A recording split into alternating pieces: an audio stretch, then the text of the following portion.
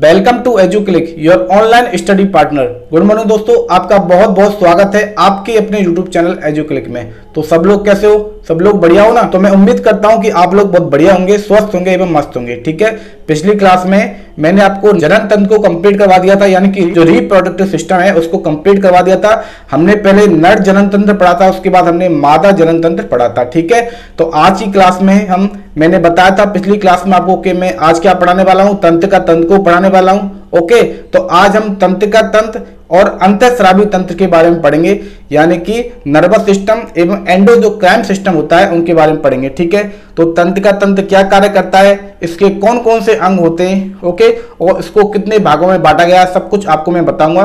तो तंत्र का तंत्र होता क्या है, पहले थोड़ा सा इसके बारे में थोड़ा सा आपको बता देता हूं। जैसे कि हम लोग खाने पीने पर ज्यादा ध्यान देते हैं, तो सबसे पहले इसके बारे में देखते हैं।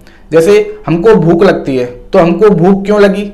ठीक है, तो भूख लगने का कारण, यह भूख हमें किस प्रकार से महसूस होती है, इसका कारण भी कोई ना कोई अंग होता है। ठीक है, तो वो किस में आएगा? वो भी तंत्र का तंत्र में आएगा। ठीक है, हमको भूख लग गई, उसके बाद जैसे ही खाने की थाली आती है, तो खाने की थाली आती है, उसमें जैसे हम रोटी को देखते हैं तो अपना हाथ उठ के सीधे रोटी को तोड़ने को जाता है। ठीक है, तो हाथ हमारा क्यों उठा? ओके, जैसे ही रोटी का गस्सा हमारे हाथ में आता है, जैसे ही मुंह की तरफ बढ़ता है, हमारा मुंह ऑटोमेटिक खुल जाता है। ठीक है, तो हमारा मुंह क्यों खुला? तो ऐसी बहुत सारी क्रिया होती है, तमाम क्रियाएं होती हैं। तो इन सभी क्रियाओं को कौन कंट्रोल करता है? तंत्र का तंत्र यानी कि नर्वस सिस्टम है वो कंट्रोल करता है। तो इसका मतलब ये हुआ कि बहुत सारे तंत्र होते हैं हमारे शरीर में, उन सभी तंत्रों को अलग से कंट्रोल करने के लिए एक अलग तंत्र होता है जिसका नाम होता है तंत्र का तंत्र यानी कि नर्वस सिस्टम। तो आज हम उसी के बारे में पढ़ेंगे कि ये होता क्या है। ठीक है, तो आपका चैप्टर नंबर 2 वही चल रहा है, मानव तंत्र यानी कि ह्यूमन सिस्टम। ठीक है, तो हम स्टार्ट करते हैं आज की क्लास। मानव तंत्र यानी कि ह्यूमन सिस्टम। तो आज हम पढ़ने वाले हैं तंत्र का तंत्र। तंत्र का तंत्र, इसको बोलते हैं नर्वस सिस्टम। ठीक है, जो एंडोक्राइन सिस्टम है यानी कि अंतःस्रावी तंत्र है, उसको मैं आपको इसके बाद पढ़ाऊंगा। ठीक है, चलो मैं थोड़ा सा आपको बता देता हूं कि तंत्र का तंत्र और अंतःस्रावी तंत्र है ये होते क्या है। तो तंत्र का तंत्र होता है, यह विभिन्न तंत्रों के कार्यों को नियंत्रित करता है। कार्यों को क्या करता है? नियंत्रित करता है एवं अंगों के मध्य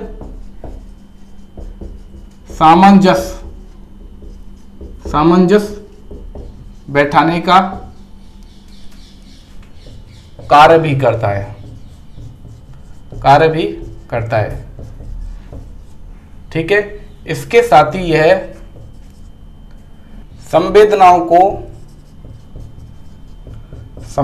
को विभिन्न अंगों तक पहुंचाता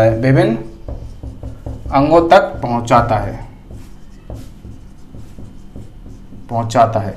तो संवेदनाओं का मतलब होता है जैसे हमारा शरीर का कोई भी अंग होता है वो जो क्रिया करता है, ठीक है, तो उस क्रिया की जो इन्फॉर्मेशन यानी कि सूचना वो मस्तिष्क के द्वारा दी जाती है। ठीक है, तो ये टोटल किसके द्वारा होता है? सभी तंत्र का तंत्र के द्वारा होता है।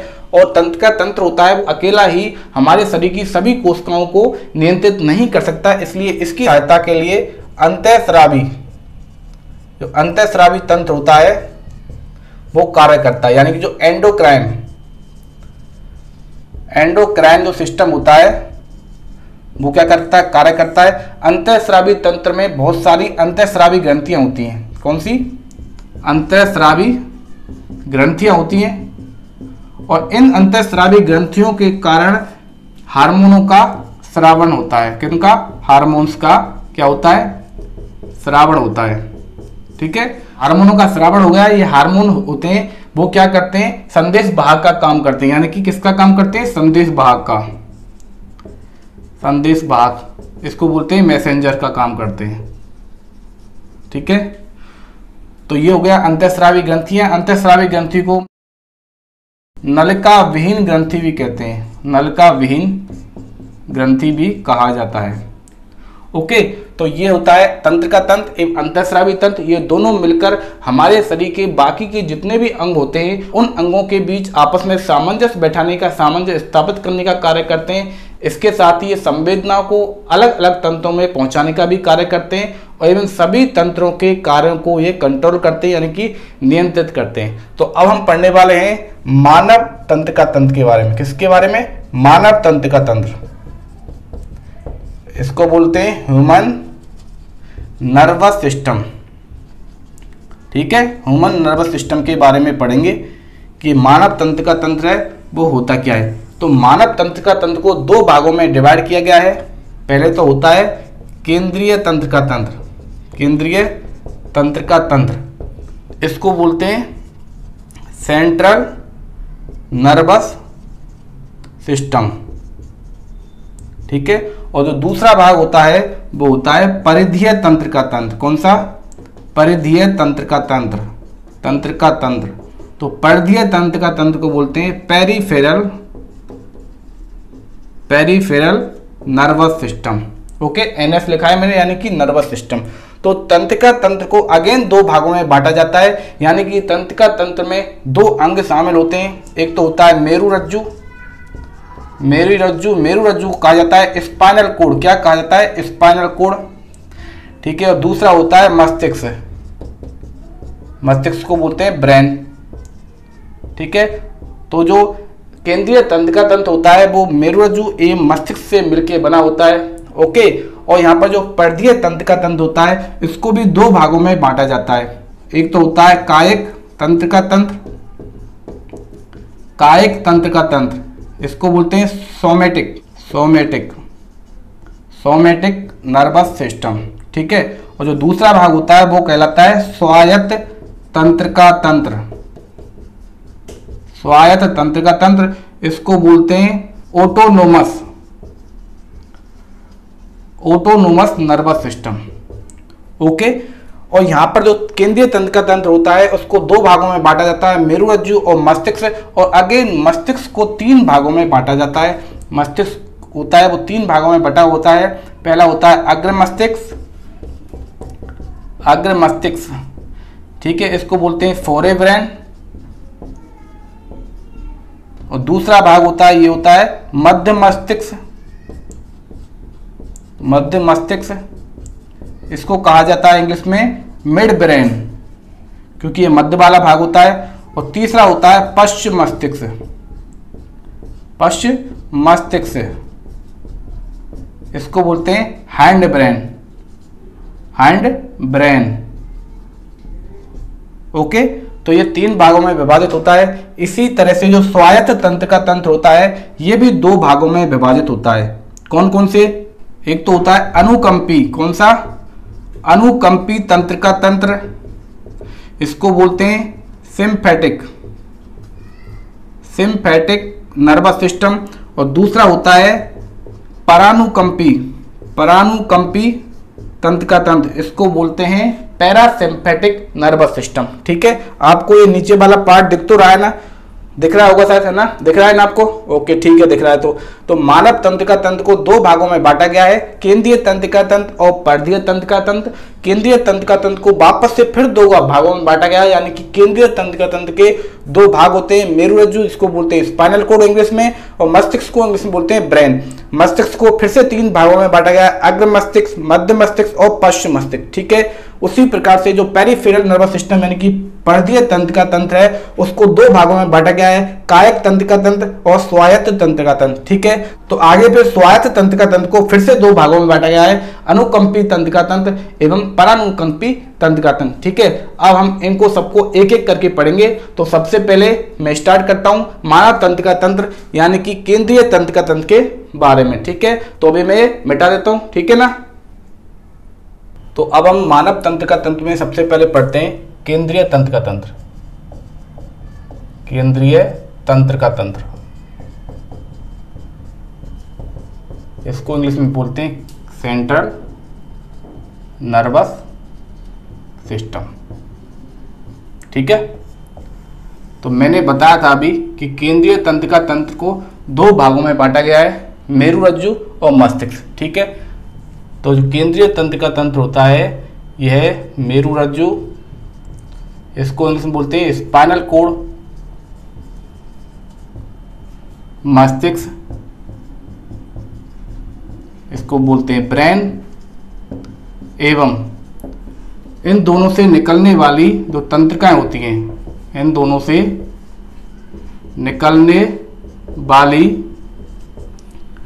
जितनी भी क्या होती हैं तंत्रिकाएं होती हैं, तंत्रिकाएं, ठीक है, तंत्रिका को क्या बोलते हैं, नर्व्स बोलते हैं, से मिलकर बना होता है। ओके, और तंत्रिका तंत्र क्या होता है, यह मेरुरज्जु यानी कि स्पाइनल कोड, मस्तिष्क यानी कि ब्रेन एवं इनसे निकलने वाली जितनी भी तंत्रिकाएं होती हैं उन तंत्रिकाओं से मिलके बना होता है। तो अब हम इनके बारे में एक एक करके पढ़ेंगे। तो सबसे पहले हम पढ़ते हैं मस्तिष्क के बारे में। मस्तिष्क, इसको क्या बोलते हैं, ब्रेन। तो जो मस्तिष्क होता है वो तंत्रिका तंत्र का प्रमुख अंग होता है, यानी कि केंद्रीय अंग होता है। तो यह तंत्रिका तंत्र का केंद्रीय अंग होता है, केंद्रीय अंग एवं जटिल अंग होता है, जटिल अंग होता है। जटिल को क्या बोलते हैं, कॉम्प्लेक्स। ओके, और इसकी संरचना कॉम्प्लेक्स क्यों होती है, क्योंकि इसमें विशेष प्रकार की तंत्रिका कोशिकाएं पाई जाती हैं, तंत्रिका कोशिकाएं पाई जाती हैं जिनसे क्या होता है, मस्तिष्क का निर्माण होता है, जिनसे मस्तिष्क यानी कि ब्रेन का क्या होता है, निर्माण होता है। ओके, तो ये तंत्रिका कोशिकाएं क्या कहलाती हैं, ये तंत्रिका कोशिकाएं कहलाती हैं न्यूरॉन्स। क्या कहलाती हैं, न्यूरॉन्स। तो न्यूरॉन्स होते हैं वो न्यूरॉन्स मस्तिष्क की कार्यात्मक एवं संरचनात्मक इकाई होते हैं, कार्यात्मक एवं संरचनात्मक इकाई होती है। ठीक है, तो न्यूरॉन्स होते हैं वो मस्तिष्क की कार्यात्मक एवं संरचनात्मक इकाई होती है। इसका मतलब मस्तिष्क का निर्माण होता है वो उन न्यूरॉन्स से मिलकर बना होता है। और मस्तिष्क में करीब 1 खरब की संख्या में क्या पाए जाते हैं, ये न्यूरॉन्स पाए जाते हैं, न्यूरॉन्स पाए जाते हैं। ठीक है, न्यूरॉन्स को क्या बोलते हैं, तंत्रिका कोशिकाएं बोलते हैं। ठीक है, यहाँ पर कार्यात्मक को इंग्लिश में बोलते हैं फंक्शनल और संरचनात्मक को इंग्लिश में बोलते हैं स्ट्रक्चरल। समझ में आ गया। और मस्तिष्क का वजन कितना होता है, तो मस्तिष्क का वजन देखते हैं। मस्तिष्क का जो औसत वजन होता है, औसत वजन वो होता है करीब 1.5 किलो, 1.5 kg, यानी कि 1.5 किलो, इसको 1500 ग्राम लिखते हैं। ठीक है, तो ये तो हो गया मस्तिष्क का औसत वजन। पुरुषों में यानी कि जो मेल्स होते हैं उनमें जो मस्तिष्क का वजन होता है वो करीब 1400 ग्राम का होता है, यानी कि आदमियों में 1400 ग्राम का ब्रेन पाया जाता है। और महिलाओं में जो फीमेल होती हैं उनमें जो मस्तिष्क का वजन होता है पुरुषों की अपेक्षा थोड़ा कम होता है, इनमें पाया जाता है 1350 ग्राम, यानी कि इनमें 50 ग्राम कम वजन वाला ब्रेन पाया जाता है। ठीक है, अब देखते हैं कि मस्तिष्क के कार्य कौन कौन से हैं। इसके कार्य, तो यह सूचनाओं का आदान प्रदान करता है, सूचनाओं को क्या करता है, विनिमय करता है, विनिमय। तो विनिमय को क्या बोलते हैं, आदान और प्रदान। ठीक है, और इसके साथ ही और क्या कार्य करता है, यह आदेश देता है। तो आदेश देना एवं जो विभिन्न अंगों होते हैं, अंगों के कार्यों पर क्या करना, नियंत्रण रखना।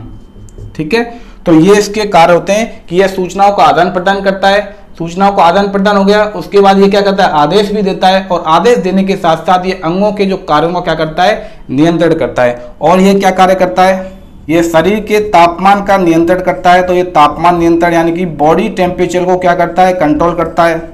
यह मानव व्यवहार को कंट्रोल करता है। मानव व्यवहार का मतलब खुशी, दुख, प्यार, घृणा। ठीक है, तो इन सभी की क्या करवाता है, ये अनुभूति करवाता है। तो ये मानव व्यवहार को क्या करता है, ये कंट्रोल करता है। इसके साथ ही ये रक्तदाब को कंट्रोल करता है। रक्तदाब किसको बोलते हैं, ब्लड प्रेशर को कंट्रोल करता है। ये श्वसन की दर को कंट्रोल करता है, यानी कि जो रेस्पिरेशन होता है ये उसको कंट्रोल करता है। ठीक है, इसके साथ ही ये सुनना, देखना, बोलना आदि सभी क्रियाओं को कंट्रोल करने का यानी कि नियंत्रित करने का कार्य करता है। तो ये हो गए मस्तिष्क के कार्य। ओके, अब देखते हैं इसकी संरचना में और क्या होता है। जो मस्तिष्क यानी कि ब्रेन होता है वो खोपड़ी की हड्डियों में सुरक्षित रहता है। किसमें सुरक्षित रहता है, ये खोपड़ी की हड्डियों में, खोपड़ी की हड्डियों में क्या रहता है, सुरक्षित रहता है। ठीक है, खोपड़ी की हड्डियों को बोलते हैं स्कल बोन। तो ये स्कल बोन में क्या रहता है, यह सुरक्षित रहता है।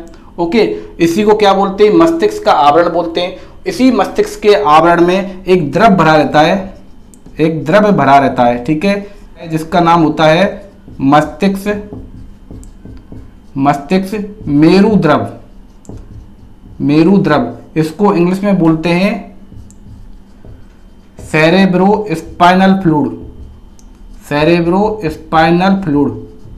ओके, तो मस्तिष्क का जो आवरण होता है यानी कि जो खोपड़ियों की हड्डियों में जिनमें मस्तिष्क होता है वो सुरक्षित रहता है, इसको क्या बोलते हैं, स्कल बोन बोलते हैं। तो इसी स्कल बोन में विशेष प्रकार का द्रव्य यानी कि फ्लूइड भरा रहता है जो मस्तिष्क की सुरक्षा प्रदान करता है। इसको बोलते हैं मस्तिष्क मेरु द्रव यानी कि सेरेब्रोस्पाइनल फ्लूइड कहा जाता है। समझ में आ गया। ओके, अब आगे मस्तिष्क को 3 भागों में बांटा गया है। मैंने बताया था अग्र मस्तिष्क, मध्य मस्तिष्क और पश्चिम मस्तिष्क। ठीक है, तो ये आपको समझ में आ गया होगा। आपको एक बार थोड़ा सा डायग्राम बना के बता देता हूं कि मस्तिष्क होता कैसा है। तो ये कुछ इस प्रकार का, कुछ ऐसी संरचना पाई जाती है। ठीक है, इस प्रकार से कुछ ऐसी संरचना ये मस्तिष्क की होती है, ये पाई जाती है। ठीक है, इस टाइप से कुछ मस्तिष्क होता है। अभी तो आपको ऐसे ही बताया, लेकिन मैं अभी ये पूरा मस्तिष्क से जब मैं करवा दूंगा, एक बार आप पूरा ब्रेन को पढ़ लीजिए अच्छे से, उसका फिर मैं आपको एक बड़ा सा डायग्राम बना के हर एक पार्ट को अच्छे से बता दूंगा कि ये कहाँ पर उपस्थित होता है। इसके साथ ही मैं आपको इमेज भी दिखवा दूंगा कि ये रियलिटी में कैसा दिखाई देता है। ओके, अभी मैं ये मिटा देता हूँ। ठीक है, तो हम पढ़ रहे हैं मस्तिष्क के बारे में, यानी कि ब्रेन। ठीक है, तो इसके बारे में मैंने आपको बता दिया है। तो ब्रेन के कितने भाग बताए मैंने, 3 भाग बताए। ब्रेन के 3 भाग होते हैं। एक होता है अग्र मस्तिष्क, इसको बोलते हैं फोरेब्रेन। ठीक है, दूसरा भाग होता है मध्य मस्तिष्क, इसको बोलते हैं मिड ब्रेन। और जो तीसरा भाग होता है वो कहलाता है पश्चिम मस्तिष्क, इसको बोलते हैं हैंड ब्रेन। ठीक है, अब हम तीनों को एक एक करके पढ़ेंगे। तो सबसे पहले हम देखते हैं अग्र मस्तिष्क के बारे में। अग्र मस्तिष्क यानी कि फोरेब्रेन। ओके, अब ये फोरेब्रेन होता क्या है। तो अग्र मस्तिष्क होता है, यह प्रेमस्तिष्क एवं डाइएंसोफ्लोन नामक 2 पार्टों से बना होता है। किससे, प्रेमस्तिष्क, यह प्रेमस्तिष्क को बोलते हैं सेरेब्रम एवं डाइएंसोफ्लोन, एंसेफ्लोन भागों से बना होता है, भागों से बना होता है। ठीक है, तो ये डाइएंसेफ्लोन में 2 भाग आते हैं। एक तो होता है हाइपोथैलेमस और दूसरा भाग होता है थैलेमस। ठीक है, तो इसका मतलब यह हुआ अग्र मस्तिष्क का जो निर्माण होता है वो प्रेमस्तिष्क यानी कि सेरेब्रम, हाइपोथैलेमस और थैलेमस से मिलके अग्र मस्तिष्क क्या होता है, ये बना होता है। किससे मिलके बना होता है, ये प्रेमस्तिष्क, थैलेमस, इसके साथ हाइपोथैलेमस से मिलके बना होता है, हाइपोथैलेमस। ठीक है, अब हम इनको पढ़ते हैं एक एक को। तो सबसे पहले देखते हैं प्रेमस्तिष्क क्या होता है। इसको इंग्लिश में क्या बोलते हैं, सेरेब्रम, सेरेब्रम। अब ये होता क्या है प्रेमस्तिष्क। तो प्रेमस्तिष्क होता है, ये मस्तिष्क का सबसे बड़ा भाग होता है। यह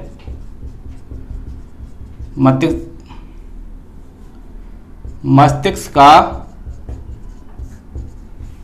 सबसे बड़ा भाग होता है, सबसे बड़ा भाग होता है, यानी कि जो लार्जेस्ट पार्ट होता है ब्रेन का वो कौन होता है, सेरेब्रम यानी कि प्रमस्तिष्क होता है। सबसे बड़ा भाग होता है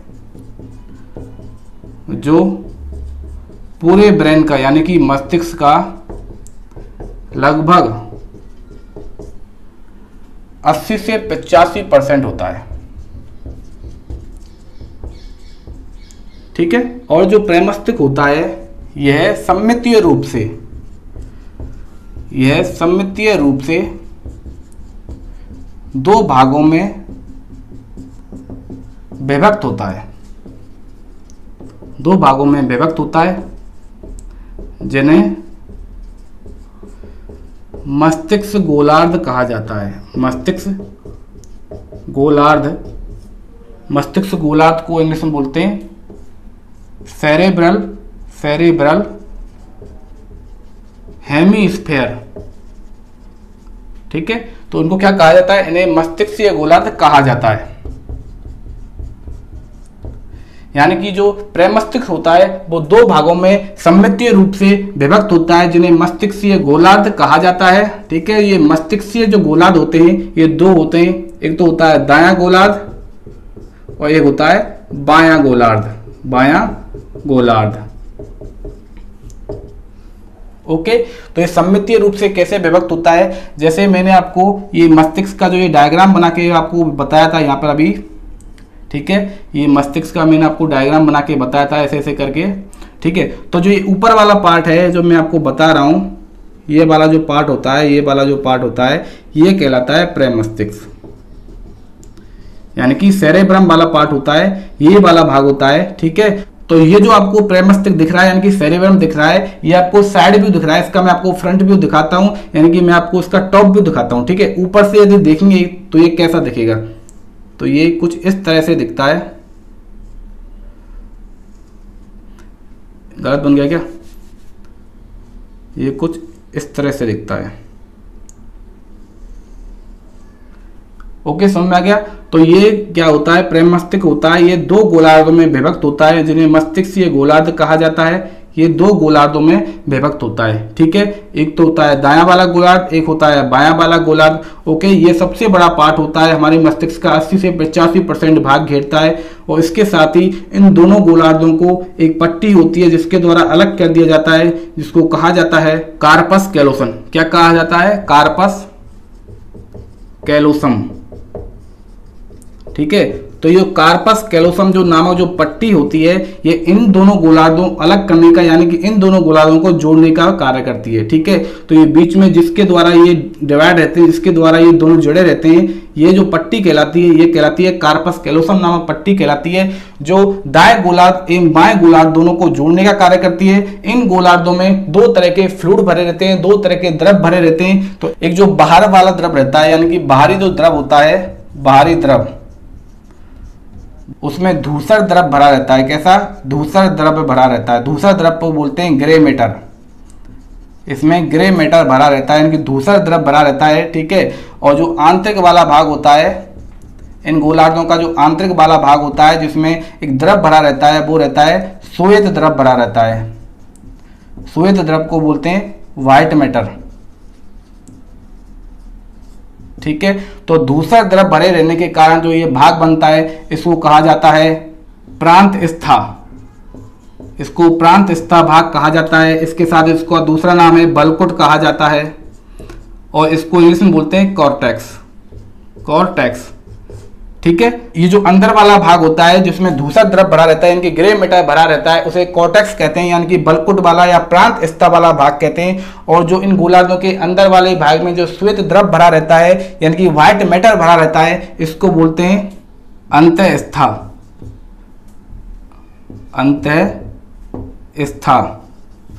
या मध्यांश। ठीक है। और इसको इंग्लिश में बोलते हैं मेडुला। ठीक है। जो इन मस्तिष्क गोलार्धों के जो भीतरी वाला भाग होता है जिसमें श्वेत द्रव भरा रहता है, इस वाले भाग को अंतःस्था या मध्यांश या इसको इंग्लिश में बोलते हैं मेडुला भाग कहा जाता है। तो ये तो हो गया प्रमस्तिष्क और जो ये दूसरा द्रव रहता है, इस दूसरा द्रव में क्या होती हैं, बहुत सारी तंत्रिकाएं पाई जाती हैं। इन्हीं तंत्रिकाओं के कारण इस दूसरा द्रव का रंग कैसा रहता है, धूसर रहता है, यानी कि ग्रे रहता है।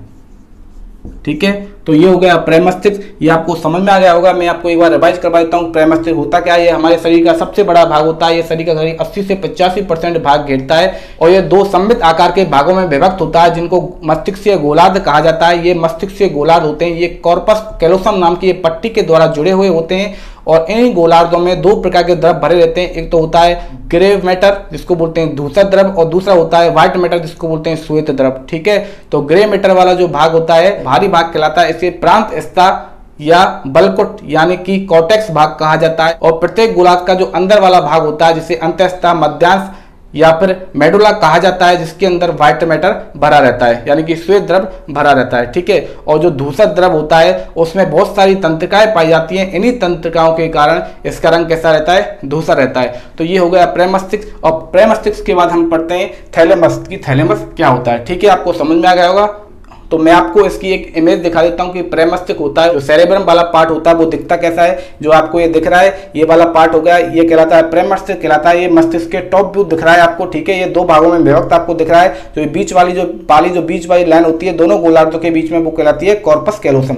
ओके, समझ में आ गया। ठीक है, अब हम पढ़ते हैं थैलेमस को। अब ये मैं मिटा देता हूँ। ठीक है, तो अगर मस्तिष्क का जो नेक्स्ट वाला भाग है वो होता है थैलेमस। थैलेमस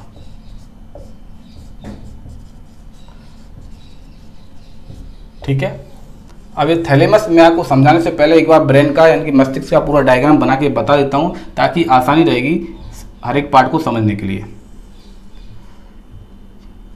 तो ये हो गया प्रेमस्तिष्क, मैंने बताया था। ठीक है, और ये वाली हो गई कॉर्पस कैलोसम, यहां पर पाया जाता है थैलेमस। थैलेमस के नीचे पाया जाता है हाइपोथैलेमस और इसके पास में पाई जाती है ये पीयूष ग्रंथि। ठीक है, ये कुछ इस प्रकार से। और इसके नीचे यहाँ पर हो गया मध्य मस्तिष्क। मध्य मस्तिष्क के नीचे आता है पोंस और पोंस के नीचे आता है मेडुला ओब्लांगेटा और मेडुला ओब्लांगेटा से स्पाइनल कॉर्ड जुड़ी रहती है। ये इस प्रकार से कुछ। ठीक है, और यहाँ पर नीचे की तरफ ये होता है अनुमस्तिष्क पाया जाता है। तो अनुमस्तिष्क हो गया इस जगह पर करीब। ठीक है, ये कुछ ऐसी संरचनाएं बनती हैं यहाँ पर।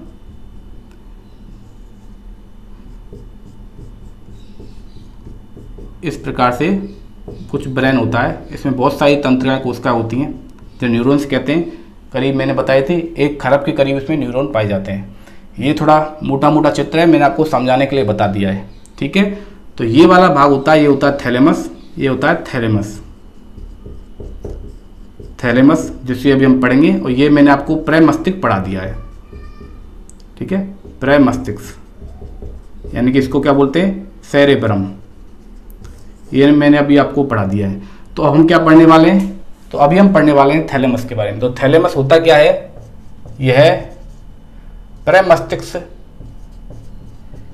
यह प्रेमस्तिष्क द्वारा घिरा हुआ भाग होता है, घिरा हुआ भाग होता है। ठीक है, जैसे कि ये पूरा प्रेमस्तिष्क है, तो प्रेमस्तिष्क द्वारा ये तो थैलेमस वाला जो भाग होता है इसको क्या कवर किया हुआ है ना पूरा, ये तो थैलेमस होता है, ये पूरा प्रेमस्तिष्क से यानी कि सेरेब्रम वाले पार्ट से घिरा रहता है। ठीक है, ये कार्य क्या करता है, यह है जो संवेदनाएं होती हैं, संवेदना एवं जो प्रेरक सूचनाएं होती हैं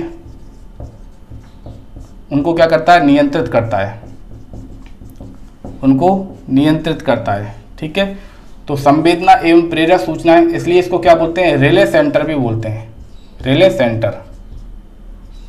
और संवेदना होती है इसलिए इसको बोलते हैं सेंसरी सिग्नल सेंटर। ठीक है, इनका मतलब क्या होता है, इनका मतलब होता है कि जो थैलेमस होता है उसके कारण ही हमें दर्द एवं किसी भी चीज का ठंडा होना और गर्म होना, ठीक है, इनका क्या होता है, अनुभव होता है।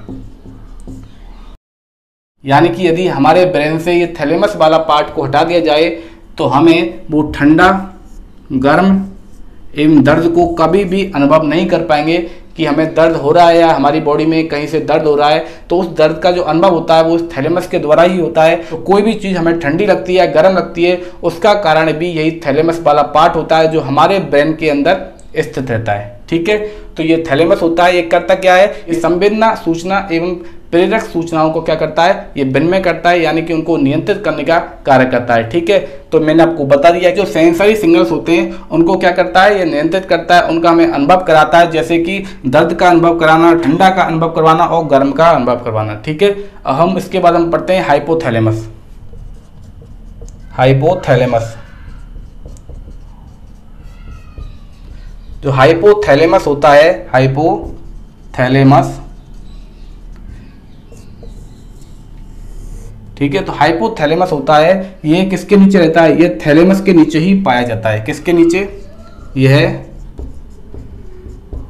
थैलेमस के आधार में स्थित होता है। किसमें, थैलेमस के आधार में स्थित होता है, स्थित होता है। एवं जो पीयूष ग्रंथि होती है, पीयूष ग्रंथि, जो पिट्यूटरी जो ग्लैंड होती है, पीयूष ग्रंथि के पास में स्थित होता है, पास में स्थित होता है।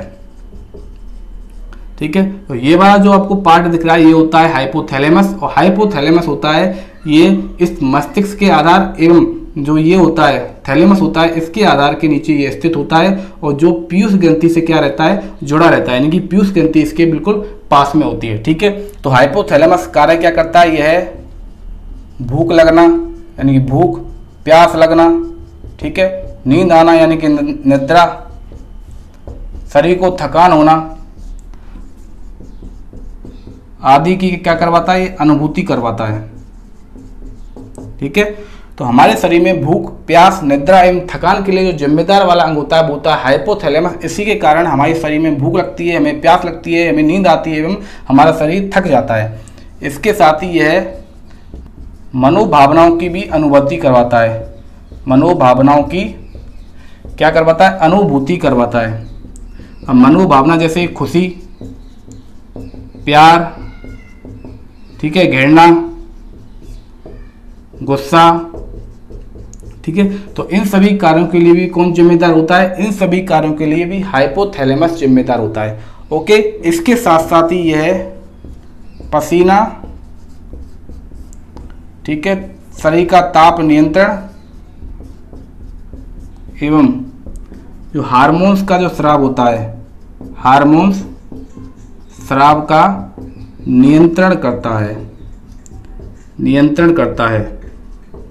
ये और क्या क्या काम करता है, हाइपोथैलेमस होता है ये थैलेमस के आधार में स्थित होता है, पीयूष ग्रंथि के पास में स्थित होता है। ठीक है, और ये भूख, प्यास, निद्रा, थकान जैसे कार्यों का अनुभव करवाता है। इसी के साथ साथ जो मनोभावों की जो अनुभूति होती है, हमारी जो मन की भावनाओं की अनुभूति होती है, जैसे हम किसी से प्यार करते हैं, गुस्सा करते हैं, घृणा करते हैं, नफरत करते हैं। ओके, तो इन सभी की अनुभूति का कारण भी हाइपोथैलेमस होता है। इसके साथ साथ ही हमारी बॉडी टेम्परेचर को कंट्रोल करता है, हार्मोनों के श्रावण को भी कंट्रोल करता है और पसीना को भी कंट्रोल करने का कार्य करता है। तो ये तो हो गया हाइपोथैलेमस, यानी कि हमने अग्र मस्तिष्क जो फोरे ब्रेन के इसके तीनों पार्ट पढ़ लिए। हमने प्रे मस्तिष्क यानी कि सेरेब्रम पढ़ लिया, थैलेमस पढ़ लिया, हाइपोथैलेमस पढ़ लिया। इसके बाद हम पढ़ते हैं मध्य मस्तिष्क कौन सा होता है, ठीक है, वो क्या कार्य करता है उसके बारे में पढ़ेंगे। उसके बाद हम देखेंगे पश्च मस्तिष्क के बारे में। ठीक है, तो ये मैं मिटा देता हूँ। ओके, तो अब मस्तिष्क का दूसरा भाग देखते हैं। मस्तिष्क का दूसरा भाग है मध्य मस्तिष्क। हमने अग्र मस्तिष्क फोरे ब्रेन को पढ़ लिया है, तो मध्य मस्तिष्क को बोलते हैं इंग्लिश में मिड ब्रेन। ये बीच वाला पार्ट होता है मस्तिष्क का। ठीक है, तो मध्य मस्तिष्क ये स्थित कहाँ होता है, ये वाला पार्ट मैंने आपको बताया था हाइपोथैलेमस, हाइपोथैलेमस। ठीक है, और ये वाला जो नीचे वाला पार्ट होता है ये पूरा ये आता है पश्च मस्तिष्क के अंदर। किसके अंदर, पश्च मस्तिष्क यानी कि जो हाइंड ब्रेन होता है। ठीक है, तो ये वाला जो पार्ट होता है ये कहलाता है मध्य मस्तिष्क। ठीक है, तो मध्य मस्तिष्क होता है वो हाइपोथैलेमस एवं पश्च मस्तिष्क के मध्य में स्थित होता है। ठीक है, तो लिखवा देता हूं, यह हाइपोथैलेमस एवं पश्च मस्तिष्क, इसको क्या बोलते हैं, हैंड ब्रेन बोलते हैं, के मध्य स्थित होता है, के मध्य स्थित होता है। ठीक है, जो मध्य मस्तिष्क होता है यह 4 पिंडों में विभाजित होता है। 4 पिंडों में क्या होता है, विभाजित होता है। ठीक है, यानी कि जो ये मध्य मस्तिष्क वाला पार्ट होता है ये 4 पिंडों में विभाजित होता है, 1 2 3 4 इस तरह से कुछ 4 पिंडों में विभाजित होता है। ठीक है, तो इनमें से प्रत्येक पिंड को, और इनमें से प्रत्येक पिंड को क्या कहा जाता है, कहा जाता है कॉर्पोरा क्वाड्रिजेमिन कहा जाता है। ये आपको नाम याद रखना है, आपको ये डायरेक्ट ही नाम याद रखना है। ठीक है, कि जो मध्य मस्तिष्क यानी कि मिड ब्रेन होता है, ये मिड ब्रेन होता है, ये 4 भागों में विभाजित होता है। ये हाइपोथैलेमस एवं जो पश्च मस्तिष्क यानी हैंड ब्रेन के मध्य में स्थित होता है। ये 4 भागों में विभाजित होता है, यानी कि 4 पिंडों में विभाजित होता है, और इनमें से जो प्रत्येक पिंड को कॉर्पोरा क्वाड्रिजेमिन कहा जाता है। ये आपको नाम याद रखना है, कॉर्पोरा क्वाड्रिजेमिन कहा जाता है। ठीक है, अब ये पिंड क्या कार्य करते हैं। ठीक है, तो जो ऊपर वाले 2 पिंड होते हैं, ऊपर वाले 2 पिंड होते हैं, 2 पिंड, ये तो दृष्टि का कार्य करवाते हैं, दृष्टि यानी कि देखने के लिए। ठीक है, और जो नीचे वाले 2 पिंड होते हैं, नीचे वाले 2 पिंड होते हैं, ये श्रवण के लिए यानी कि सुनने के लिए क्या होते हैं, जिम्मेदार यानी कि उत्तरदायी होते हैं। ठीक है, इसमें ऊपर वाले जो 2 पिंड होते हैं ये तो देखने के लिए उत्तरदायी होते हैं, तथा नीचे वाले जो 2 पिंड होते हैं ये सुनने के लिए उत्तरदायी होते हैं। ठीक है, ये हो गया आपका मध्य मस्तिष्क वाला पार्ट कंप्लीट हो गया है। ठीक है, अब जो तीसरा वाला जो पार्ट है ब्रेन का वो कहलाता है पश्च मस्तिष्क, पश्च मस्तिष्क कहलाता है, इसको बोलते हैं हैंड ब्रेन। अब ये पश्च मस्तिष्क होता है, ये होता क्या है। ठीक है, ये मध्य मस्तिष्क के नीचे वाला पार्ट होता है। ओके, तो जो पश्च मस्तिष्क होता है यह अनुमस्तिष्क, अनुमस्तिष्क, अनुमस्तिष्क को बोलते हैं सेरिबेलम, पोंस एवं मेडुला ओब्लांगेटा, मेडुला ओब्लोंगेटा से मिलकर बना होता है, से मिलकर बना होता है। तो जो पश्च मस्तिष्क होता है वो हैंड ब्रेन होता है, वो अनुमस्तिष्क, पोंस एवं मेडुला ओब्लांगेटा वाले पार्ट से मिलकर बना होता है। ये मेडुला ओब्लांगेटा को हिंदी में बोलते हैं मध्यांश, क्या बोलते हैं, मध्यांश। ओके, समझ में आ गया। तो अनुमस्तिष्क होता है वो तो होता है सेरिबेलम, और प्रेमस्तिष्क होता है वो कहलाता है सेरिब्रम। ठीक है, तो आपको उसमें कंफ्यूज नहीं होना है कि अनुमस्तिष्क और प्रेमस्तिष्क। प्रेमस्तिष्क होता है वो अग्र मस्तिष्क का भाग होता है, यानी कि फोरे ब्रेन का पार्ट होता है जिसको सेरिब्रम कहा जाता है, और जो अनुमस्तिष्क होता है वो पश्च मस्तिष्क यानी कि हैंड ब्रेन का पार्ट होता है जिसे सेरिबेलम कहा जाता है। समझ में आ गया। तो अब इन तीनों पार्टों को अनुमस्तिष्क यानी कि सेरिबेलम, पोंस एवं मेडुला ओब्लांगेटा जो मध्यांश कहलाता है, इन तीनों को एक साथ पढ़ते हैं। ठीक है, एक बार मैं ये मिटा देता हूं, मिटाने के बाद आपको तीनों पार्टों को एक साथ पूरा करवा देता हूं। ठीक है ना, ओके। तो पश्च मस्तिष्क का जो पहला पार्ट है वो है अनुमस्तिष्क, इसको इंग्लिश में बोलते हैं सेरिबेलम। ओके, तो डायग्राम में जो सेरिबेलम यानी कि अनुमस्तिष्क होता है वो यहां पर पाया जाता है।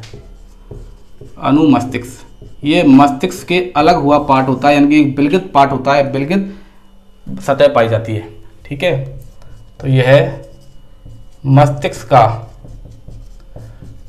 का दूसरा सबसे बड़ा भाग होता है।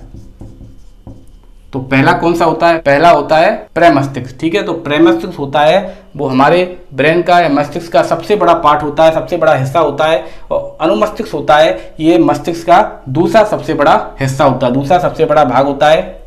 एवं यह मस्तिष्क में अलग सतह वाला भाग होता है। ठीक है, ये आप देख रहे हो उसको, ये होता है अनुमस्तिष्क यानी कि सेरिबेलम होता है। ये मस्तिष्क में अलग सतह वाला भाग होता है, ये अलग से होता है। ठीक है, समझ में आ गया। ये पश्चिम मस्तिष्क यानी पीछे का हिस्सा होता है, तो पश्चिम मस्तिष्क के अंदर आता है अनुमस्तिष्क। ओके, ये मस्तिष्क के अलग सतह वाला भाग होता है। ये कार्य क्या करता है, यह ऐच्छिक पेशियां, जो ऐच्छिक पेशियां होती हैं उनको क्या करता है, नियंत्रित करता है। ऐच्छिक पेशियों जैसे हाथ एवं जो पैर की पेशी होती हैं, की पेशियों को क्या करता है, नियंत्रित करता है। इसका मतलब हो गया कि यह बॉडी का बैलेंस बनाने का कार्य करता है। बॉडी बैलेंस में सहायक होता है। ठीक है, जो शरीर का संतुलन होता है, शरीर का जो बैलेंस बनाया जाता है वो अनुमस्तिष्क के द्वारा बनाया जाता है। यह ऐच्छिक पेशियां जो हाथ और पैर की पेशियां होती हैं, ठीक है, उनको नियंत्रित करने का कार्य करता है। यानी कि अनुमस्तिष्क के द्वारा ही हम सही ढंग से खड़े हो पाते हैं। ठीक है, तो खड़े होने का जो जिम्मेदारी वाला काम करता है वो करता है अनुमस्तिष्क यानी कि सेरिबेलम करता है। ठीक है, अब जो दूसरा इसका जो पार्ट हो गया पश्चिम मस्तिष्क का, वो होता है पॉन्स। तो पॉन्स है एक लैटिन भाषा का शब्द होता है। पॉन्स है, ये किसका है, लैटिन भाषा का शब्द है। लैटिन भाषा का क्या है, वर्ड है, यानी कि एक शब्द है।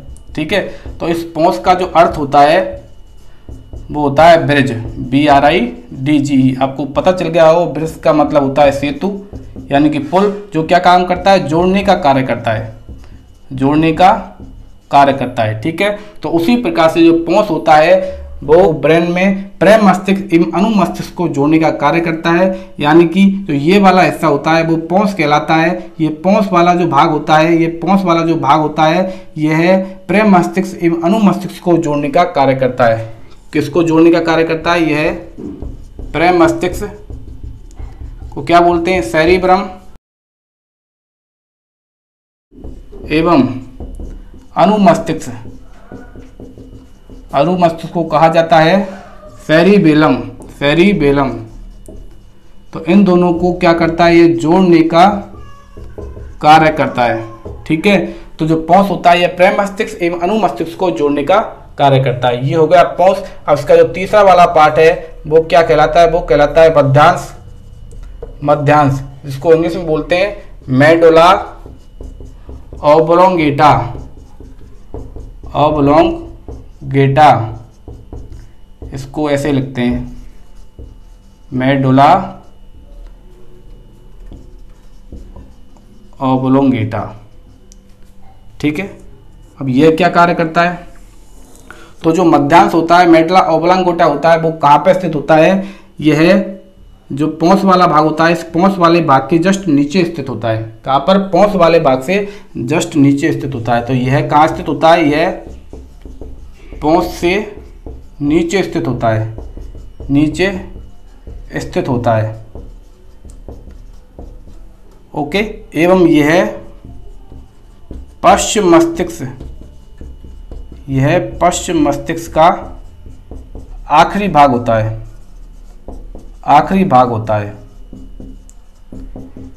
ठीक है, यह पश्चिम मस्तिष्क का ही क्या, यह मस्तिष्क का भी आखिरी भाग होता है। किसका, मस्तिष्क का आखिरी भाग होता है, अपने ब्रेन का ये आखिरी वाला भाग होता है। ठीक है, ये तो दिख रहा है, ये तो हो गया पॉन्स, और पॉन्स के नीचे ये पाया जाता है मध्यांश यानी कि मेडुला ऑब्लोंगेटा। ठीक है, तो ये मस्तिष्क का आखिरी वाला पार्ट होता है। ठीक है, इसके नीचे से जो स्पाइनल कॉर्ड होती है यानी कि मेरू रज्जु शुरू हो जाती है। यानी कि मध्यांश यानी मेडुला ऑब्लोंगेटा से ही मेरू रज्जु वाला यानी स्पाइनल कॉर्ड होती है वो जुड़ी रहती है। ठीक है, तो इसका कार्य क्या होता है, इसके कार्य के बारे में देख लेते हैं। तो इसका कार्य क्या होता है, तो मेडुला ऑब्लोंगेटा का जो कार्य होता है यह अनैच्छिक क्रियाओं पर नियंत्रित करता है। किन पर, यह अनैच्छिक क्रियाएं होती हैं हमारे शरीर की, अनैच्छिक क्रियाएं, उन पर क्या करता है, नियंत्रण रखता है। ओके, अब ऐसी कौन कौन सी क्रियाएं होती हैं जिन पर यह नियंत्रण रखता है, तो अनैच्छिक क्रियाएं जैसे कि श्वसन, जो हमारी दर होती है, यानी कि जो रेस्पिरेशन रेट होती है, ठीक है, हृदय का धड़कना, हृदय का धड़कना, हृदय का धड़कना बोलते हैं हार्ट बीट, हार्ट बीट, यानी कि इन पर हमारा क्या रहता है, काबू नहीं रहता है, इनको हम नियंत्रित नहीं कर सकते। ये कैसी क्रिया कहलाती है, ये अनैच्छिक क्रिया कहलाती है। और क्या होता है, इसके साथ ही खांसना, ठीक है, छींकना, क्योंकि किसी को यदि खांसी आएगी, छींक आएगी, उसको कोई रोक नहीं सकता, वो आएगी, ठीक है, खांसना, छींकना।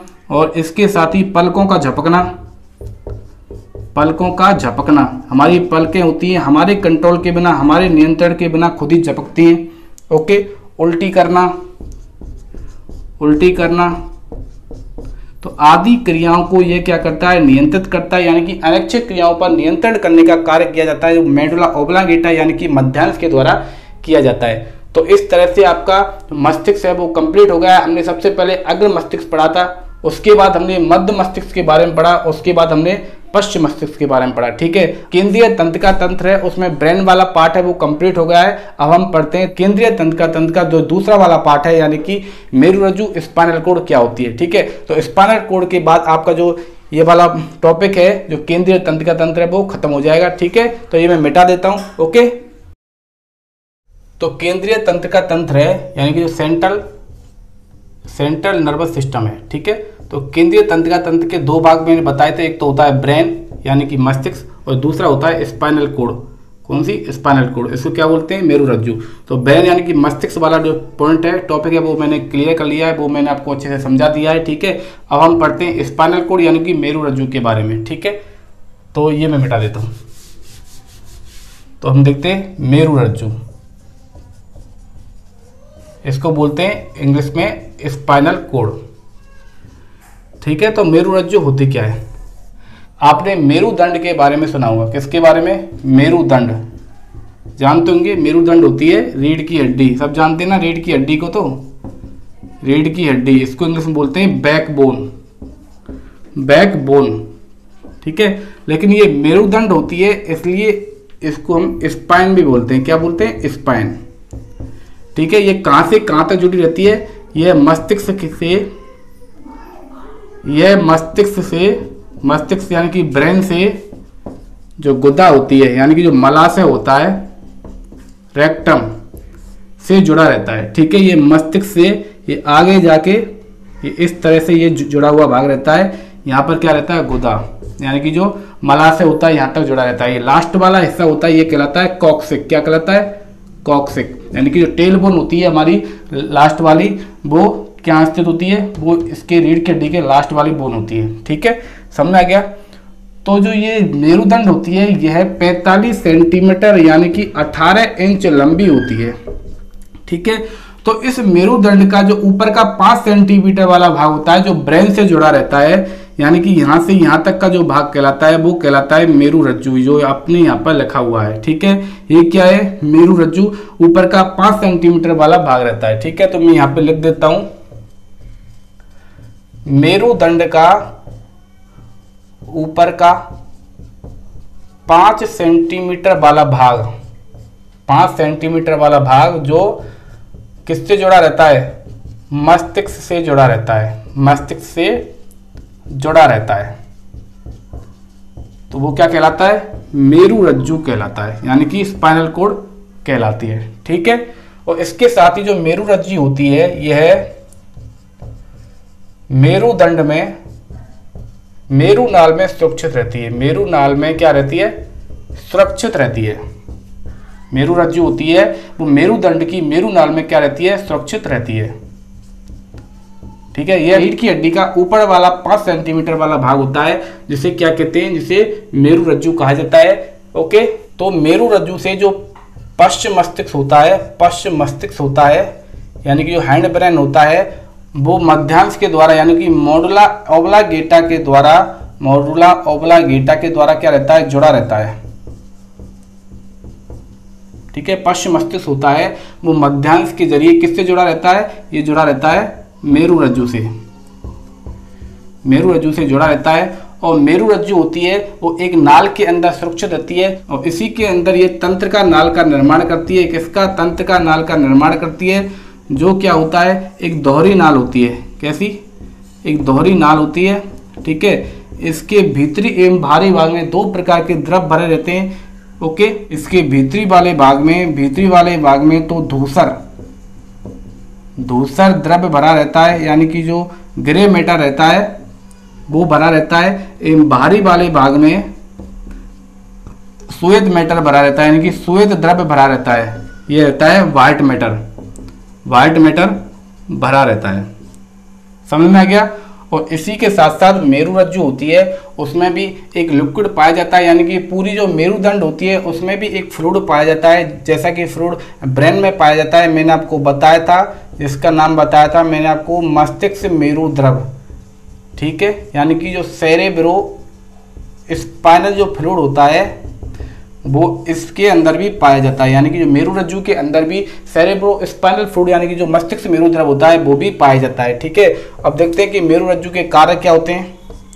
तो यह क्या करता है, यह प्रतिवर्ती क्रियाओं पर नियंत्रण करता है। किस पर? जो प्रतिवर्ती क्रियाएं होती हैं उन पर क्या करता है, नियंत्रण करने का कार्य करता है। प्रतिवर्ती क्रियाओं का मतलब होता है जो रिफ्लेक्स एक्शन, ठीक है। यानी कि जैसे हमारा हाथ किसी भी गर्म सतह को छूता है, ठीक है, तो गर्म का अनुभव तो हमें किसके द्वारा होता है, थैलेमस के द्वारा होता है, ठीक है। लेकिन जैसा ही हमारा हाथ गर्म सतह को छूता है, हमारा हाथ तुरंत वापस से झटके के साथ पीछे आ जाता है, जिसको कंट्रोल करने का कार्य करता है वो मेरुरज्जु के द्वारा किया जाता है। और इसके साथ यह और क्या कार्य करता है, यह जो मस्तिष्क को जो संकेत जाते हैं, मस्तिष्क को जो संकेत जाते हैं, ठीक है, एवं मस्तिष्क से वापस अंगों की तरफ जो इन्फॉर्मेशन यानी कि जो सूचना जाती है, जो आदेश जाते हैं, ठीक है, वो इसी पथ में से होकर जाते हैं। किसमें? इसी पथ से होकर जाते हैं, यानी कि वो कौन सा पथ होता है, वो होता है मेरुरज्जु, ठीक है। तो यानी कि मेरुरज्जु ऐसा पथ का निर्माण करता है जिसमें से मस्तिष्क को जाने वाले जितने भी संकेत होते हैं और मस्तिष्क से आने वाली जो सूचनाएं होती हैं, जो आदेश होते हैं, वो मेरुरज्जु के अंदर से होकर जाते हैं, ठीक है। तो ये हो गई मेरुरज्जु, यानी कि स्पाइनल कॉर्ड। ये कहाँ पे स्थित होती है मैंने आपको बता दिया है। जो पोंस वाला भाग होता है उससे नीचे पाया जाता है मध्यांश, यानी कि मॉडुला ओब्लागेटा पाया जाता है। और इसके नीचे वाले भाग में ये 5 सेंटीमीटर लंबी क्या पाई जाती है, मेरुरज्जु यानी कि स्पाइनल कॉर्ड होती है, जो किसके अंदर होती है, जो स्पाइन यानी कि मेरुदंड के अंदर पाई जाती है। समझ में आ गया। इसका मेन कार्य होता है प्रतिवर्ती क्रियाओं को नियंत्रित करने का इसका कार्य होता है, ठीक है। समझ में आ गया। तो आपका जो केंद्रीय तंत्र का तंत्र है, यानी कि सेंट्रल नर्वस सिस्टम है, वो कंप्लीट हो गया है। मैंने आपको ब्रेन और इसके साथ ही मेरुरज्जु दोनों पार्ट कंप्लीट करवा दिए हैं। कल की क्लास में हम पढ़ेंगे परदीय तंत्र का तंत्र, यानी कि पेरिफेरल नर्वस सिस्टम के बारे में हम पढ़ेंगे, ठीक है। आज की क्लास यहीं खत्म करते हैं, ओके। वीडियो को ज्यादा से ज्यादा लाइक कर दो, और जिन्होंने अभी तक चैनल को सब्सक्राइब नहीं किया, चैनल को सब्सक्राइब कर दो, और साथ में बेल आइकन भी दबा दो, ताकि आपको लेटेस्ट अपडेट नोटिफिकेशन है वो मिल सके, ओके। और वीडियो को ज़्यादा से ज़्यादा शेयर करो, ताकि ये और बच्चों तक पहुंच सके और वो भी अपनी पढ़ाई को नियमित रूप से जारी रख सकें, ठीक है। फिर मिलते हैं आपसे कल की नेक्स्ट क्लास में। तब तक हंसते रहिए, मुस्कुराते रहिए और आराम से घर पे बैठ के अपनी पढ़ाई को जारी रखिए, ठीक है। मिलते हैं कल की नेक्स्ट क्लास में।